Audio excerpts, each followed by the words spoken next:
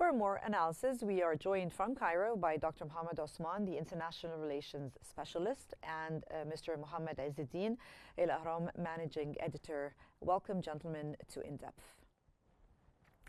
Let me start off by asking Dr. Osman. The envoy, Steve Witkoff, has expressed optimism about a soon-to-be finalized written agreement that could lead to a ceasefire and a detainee deal.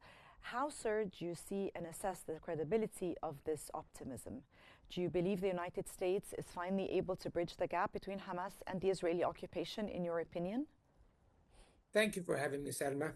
If I'm not mistaken, this is not the first time Mr. Witkoff has expressed optimism since the beginning of his involvement in the mediation process since the mid-January 2025. So, in my view, his words and his optimism bears very little credence and weight until anything materializes on the ground, because if anything, the United States always makes these pledges and promises and hints that an agreement is imminent, and then we are cheerily disappointed by the results at the end of the day.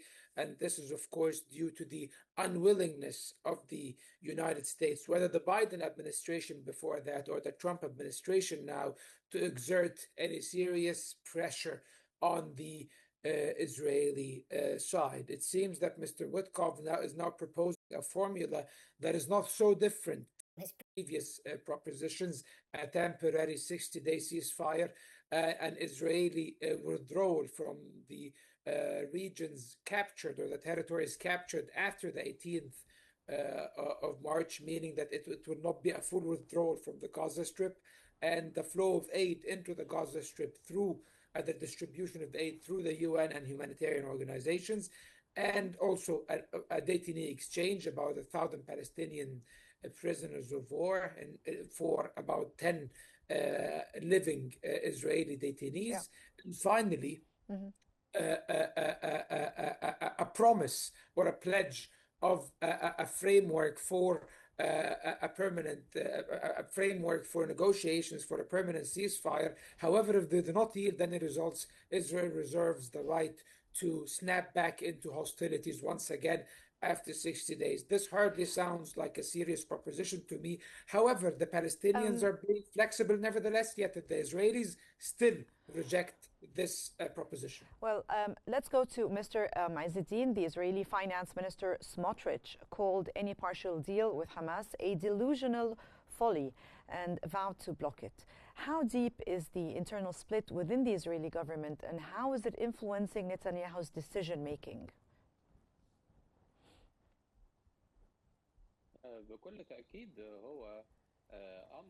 Certainly, it's expected from the far-right officials, which dominates the mindset of Israel, and it's even controlling the government instead of the prime minister, who's only hanging on to his position to evade legal accountability. Here it's about continuing the settlement scheme, whether by obtaining new lands and annexing new lands from Gaza and dividing them military and administration wise, in addition to the continuing aggressions against women and children and civilians, or by continuing the settlements in the West Bank, annexing more lands, which means that there is an agreement between far-right officials, in addition to the generals, the far-right generals as well, who are selected by Netanyahu to continue this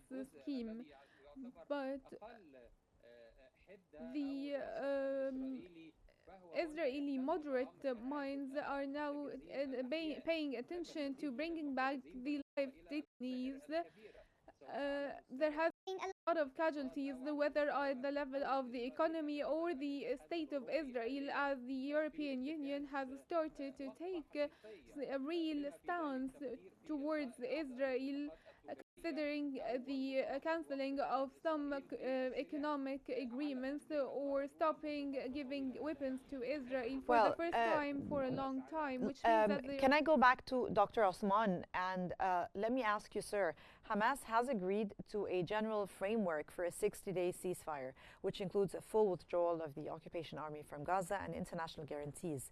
From your perspective, sir, how viable is such a framework in the current geopolitical climate, especially considering Israeli opposition to a full withdrawal? You see, Salma, this is the problem. We have a sheer amount of ambiguity at our hands and many contradictions, because what Hamas and the Palestinian factions are saying is that there's an American proposition on the table that includes, that stipulates a full Israeli withdrawal from Gaza and also a permanent a ceasefire eventually. However, on the other hand, what the American sources are saying is that no, it's not a permanent ceasefire, it's a temporary 60-day ceasefire, and it will only be a partial evacuation or withdrawal from Gaza. So you see, there are a lot of contradictions. So Hamas is agreeing to something while the Americans are claiming that Hamas will agree to something else. And the Israelis, in both situations, so far have rejected or have not been willing to accept or interact positively with these propositions. And of course, that is due to the internal pressure inside Israel. Netanyahu faces the prospects of the collapses of his governing coalition if he accepts even a partial truce or a temporary ceasefire, because this has been expressed by Smotrich, the head of the Minister of Finance and the head of the religious Zionism party, and as well as by Ben Gvir, the Minister of National Security, and his party, the Qnews Yehudit, and even other ministers in the cabinet from the far right have expressed their willingness or their intention to resign and collapse the government if Netanyahu accepts. So on the one hand, we have the sheer amount of pressure, and on the other hand, of course, the families of the detainees and the leftist Israeli opposition is pressuring Netanyahu to accept the deal, to accept proposition. Exactly. So that's the problem. However, judging by how Netanyahu works, he will always lean towards his own political survival. So as long as he cannot secure the consent of his counterparts within the governing coalition, I do not think he will be willing to accept the ceasefire proposal unless the United States exerts serious pressure. Well, Mr. Izzeddin, going back to you, the proposal lets Israel resume fighting after the 60 days ceasefire end if it wishes. Could, do you think Netanyahu use this clause to maybe appease his hardliners while agreeing to the deal maybe publicly?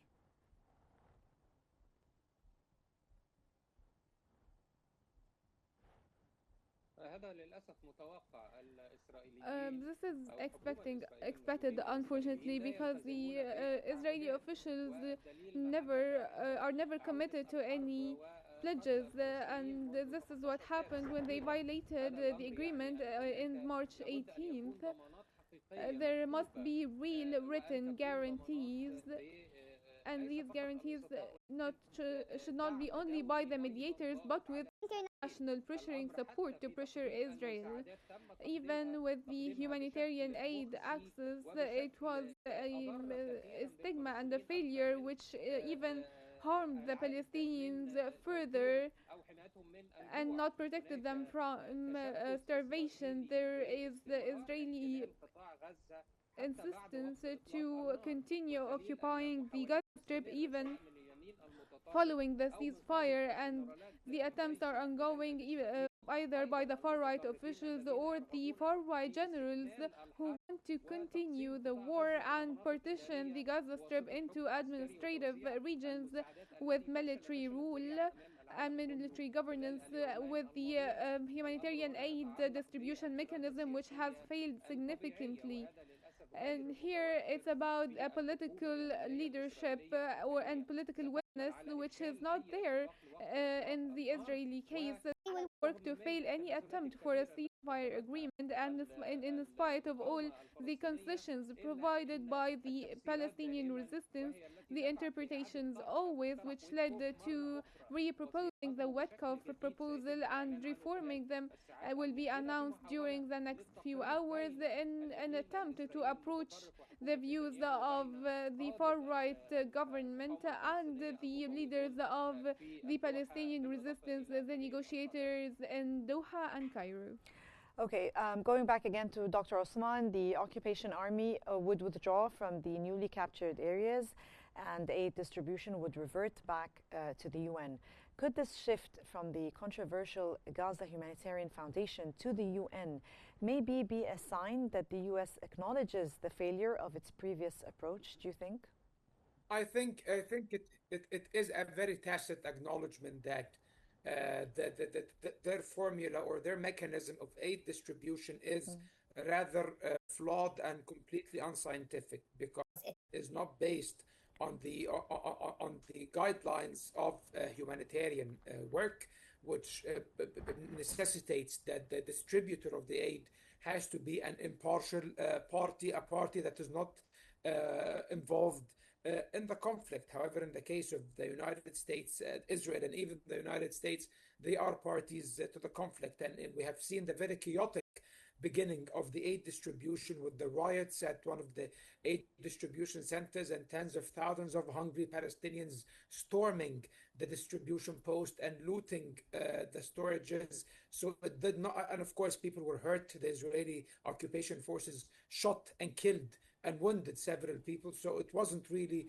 a harmonious process. While on the other hand, with the UNRWA and other specialized UN agencies and humanitarian NGOs and the Red Cross and the Red Crescent were undertaking the aid distribution, it was much more harmonious and much more practical and efficient. So now the United States is giving this. I don't think they are admitting its failure. They know that moving distribution to the Israeli and American side is a means of pressure against Hamas, or that's how they view it. So now they are hinting to Hamas that they might offer them a concession, meaning that the aid distribution might be moved back or transferred back to the UN and the humanitarian organizations once more in order to facilitate more delivery of humanitarian aid to the populace, which means that which is seen as a concession to the Palestinians in order to force them or pressure them to accept Steve Witkoff's proposal for a temporary ceasefire for 60 Mr. days. Azzedine, Yes, go ahead. let me go back to Mr. Azzedine. The far-right ministers like Smotrich and Ben Gvir are invited to the cabinet meeting that will discuss Witkoff's proposal, while on the other hand, Lapid urged Netanyahu to bypass them and accept the deal immediately, and he supports him in that. Is there a real possibility maybe Netanyahu will act against his far-right allies and align with the opposition to pass the deal, do you think?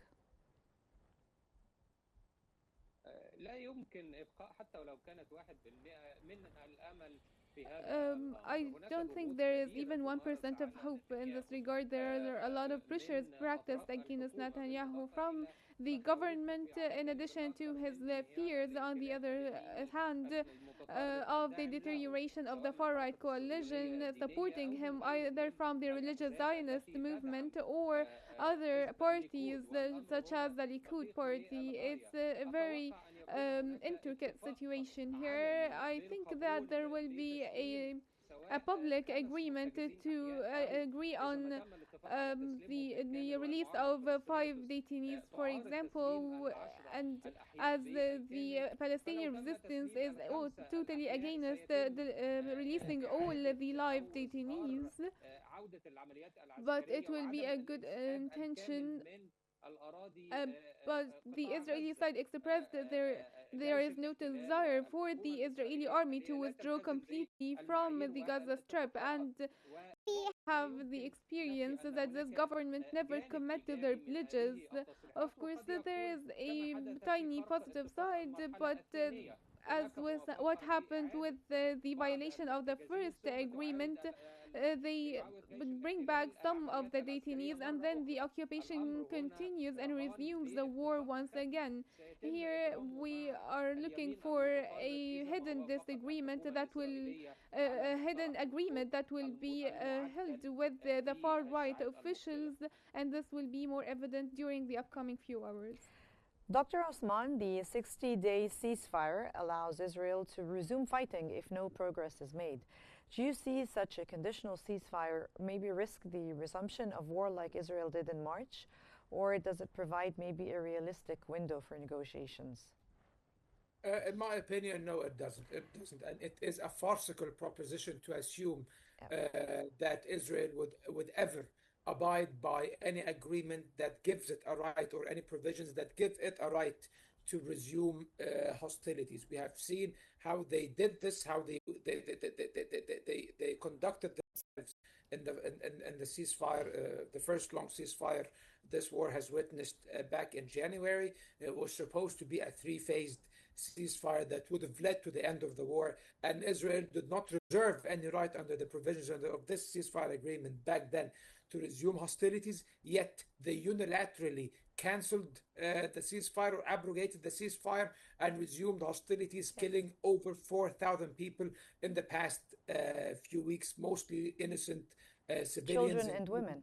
Exactly, women and children. So I think such a proposition by the United States is designed to allow Israel to buy time in order to free more hostages, score PR victories for President Trump and his administration, and then they can resume hostilities 8 weeks from now, when they can butcher more Palestinians and enact the depopulation and ethnic cleansing scheme that was never abandoned by the United States. The Trump administration adopted clearly a proposition, or proposed a very vile and illegal proposition that called for the displacement of the Palestinians from the Gaza Strip, and they have not walked back their position on that so far. So we should never forget that. And I think this is all a ploy by the United States to enable Israel to do whatever it wants and have a free hand ultimately in the occupied Palestinian territories,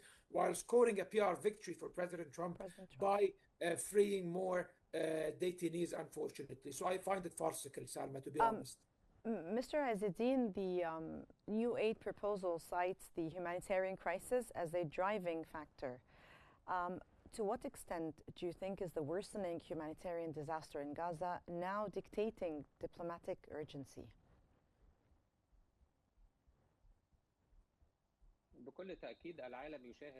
Of course, the world is witnessing the massacres committed by the Israeli occupation power, even with the failed humanitarian aid distribution mechanism crafted by Israel and the United States.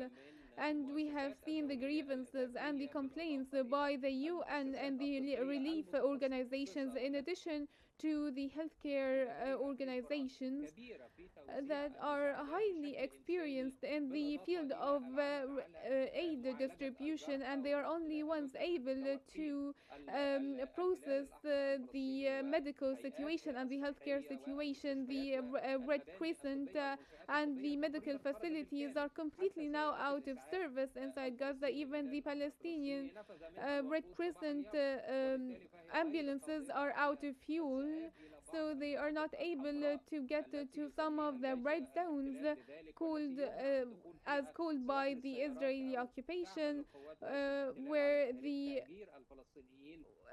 Palestinian occupation is working to evacuate and pushing the population into administrative areas that are not proportionate with the volume of populations. It's a logistical failure, and instead of providing different centers for aid distributions, only 3 or 4 points are provided, only 2 of them in the south, and there are no distribution points in the north. Those who need to obtain aid will leave their lands in the north, and on their way back to the north they will not be allowed by the Israeli forces. Even the aid distribution plan is a logistical plan to support the enablement of the Israeli forces to take control over Gaza. In addition, they're working to liquidate the two-state solution entirely, divide the Gaza Strip, in addition to the ongoing violations, taking lands and annexing more lands in the West Bank. These two schemes, the settlement scheme in the West Bank and the occupation of Gaza, are going side by side at the Well, I moment. mean, that was Mohammed Izzeddin, El Ahram managing editor, and Mohammed Osman, the international relations specialist. Thank you, gentlemen, for your insights and for being with me today at In Depth. And that concludes today's episode of In Depth. And thanks for watching, and stay tuned for more updates on Q News.